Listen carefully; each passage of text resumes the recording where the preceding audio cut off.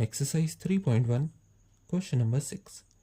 If in two circles, arcs of the same length subtend angles 60 degree and 75 degree at the center, then find the ratio of their radii.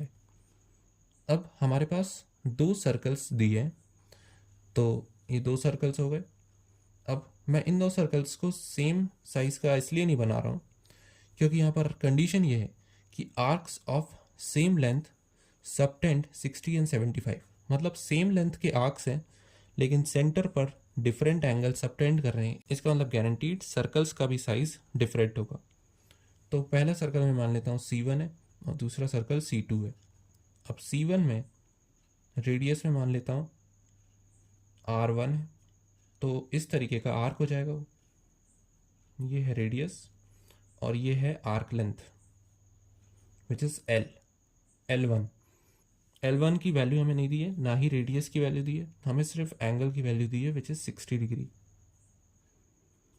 और एक दूसरा circle है जिसमें ये same length का arc है, तो लगभग इतनी लेंथ का ये आर्क है और ये एंगल सबटेंड कर रहा है 75 डिग्रीज एट द सेंटर और इसका रेडियस है R2 और लेंथ है arc length is L2 suppose. तो हमें इन दोनों के सर्कल्स के रेडियस का रेशियो फाइंड करना है.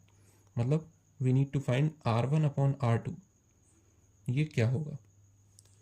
अब यहाँ पर हम रिलेट करेंगे again by the angle with the arc length कि हमें पता है 360 डिग्रीज एंगल अगर हम पूरा कवर करें, इस पॉइंट से लेकर अगर हम पूरा 360 डिग्री घूम कर आए तो हम सर्कल की सर्कमफेरेंस कवर कर लेंगे. इसका मतलब 2 पाई R1, ये सर्कमफेरेंस का फॉर्मूला होता है. 360 डिग्रीज में अगर हम 2 पाई R1 लेंथ कवर कर लेंगे तो 60 डिग्रीज में हम 2 pi R1 upon 6th length cover करेंगे क्योंकि हमने 360 को 6 से डिवाइड किया तो 60 आया, इसलिए हमने राइट साइड भी 6 से डिवाइड किया तो इतनी लेंथ हम 60 डिग्रीज में कवर कर लेंगे. अब ये लेंथ हमें दी कितनी है? L1 दी है, तो इस लेंथ की वैल्यू हो जाएगी L1 क्योंकि हमें तो ऑलरेडी गिवन है ना कि आर्क लेंथ L1 है. अब यहाँ पर इस सर्कल के लिए 360 डिग्री में हम 2 पाई R2 लेंथ कवर करेंगे क्योंकि अगर हम यहाँ से घूम के वापस इधर पर आए तो इसका रेडियस अलग है, इसलिए इसकी सर्कमफेरेंस भी अलग होगी. सिमिलरली 60 डिग्री में हम कितनी आर्क लेंथ कवर करेंगे? 2 पाई R2 डिवाइडेड बाय 6 और ये हमें आर्क लेंथ दी है L2. लेकिन सबसे मेन चीज़ क्वेश्चन में हमें आर्क लेंथ सेम दी है. इसका मतलब L1 is equals to L2 is given in the question. तो अगर L1 L2 इक्वल है तो ये दोनों टर्म्स भी इक्वल होंगी.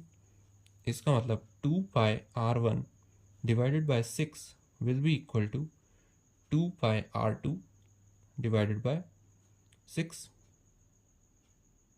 लेकिन यहाँ पर मुझसे एक गलती हुई है कि ये मैंने 6 से डिवाइड कर दिया. यहाँ पर तो एंगल 75 डिग्रीज दिया है, तो ये वाली इक्वेशन गलत आई है.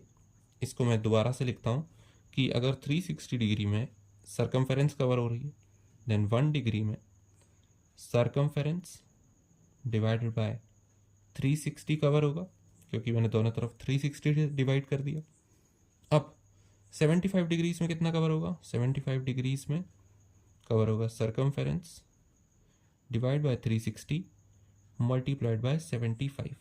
तो मैंने दोनों तरफ 75 से मल्टीप्लाई कर दिया. अब ये है एक्चुअल L2 की वैल्यू.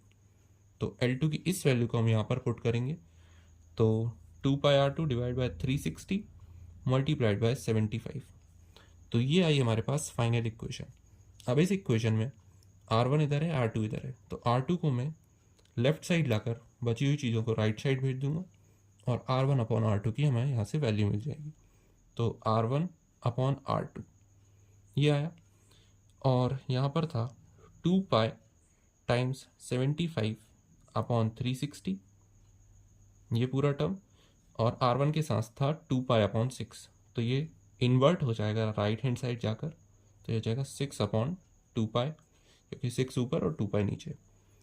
अब 2 पाई से 2 pi cancelled out, 6 1s are 6 and 6 6 are 36। तो R1 अपॉन R2 की वैल्यू आई 75 अपॉन 60। और अगर इसे हम 5 से कैंसिल आउट करें, सो 5 1s are 5, 5 5s are 25 and 5 1s are 5, 5 2s are 12। अब अगर हम इसे 3 से कैंसिल आउट करें, सो 3 5s are 15 and 3 4s are 12। इसका मतलब रेडियसेस का रेशियो है 5:4। So 5:4 is the answer of the given question.